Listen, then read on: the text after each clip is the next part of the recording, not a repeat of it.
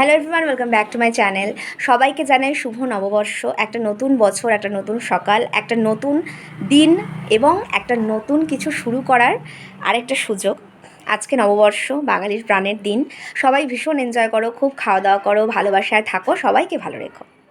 তো তাই জন্য আমরা ঠিক করেছি আজকে একটুখানি জমিয়ে খাওয়া দাওয়া হবে। আজকে আমাদের মেনুতে কি কি থাকছে সেগুলো তো তোমাদের সাথে শেয়ার করছি।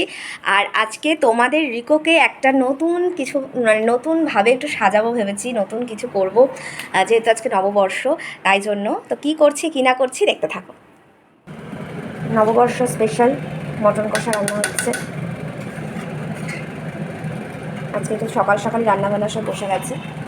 আর এখানে শুকনো লঙ্কা ভাজা হচ্ছে, কারণ এখানে শাক হচ্ছে, লাল শাক রসুন দিয়ে। আর এখানে মাটন কষছে যা হয়েছে মাটনে দেওয়ার জন্য।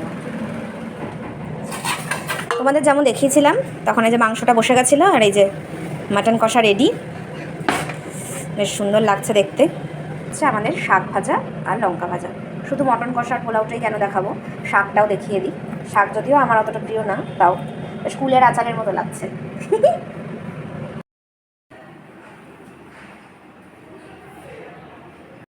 তো এই ছিল আজকে আমাদের পয়লা বৈশাখের একটা ছোট্ট সাদামাটা ঝলক, যেটা আমি তোমাদের সঙ্গে শেয়ার করলাম। আশা করি তোমাদের ব্লগটা দেখতে খুব ভালো লেগেছে। যদি ভালো লেগে থাকে তাহলে সাবস্ক্রাইব করো আর একটা লাইক করে দিও, আর কমেন্ট সেকশনে জানিও যে তোমাদের পয়লা বৈশাখ কেমন কাটলো। তো আজকের মতো এইটুকুই, দেখা হচ্ছে নেক্সট ব্লগে। বাই।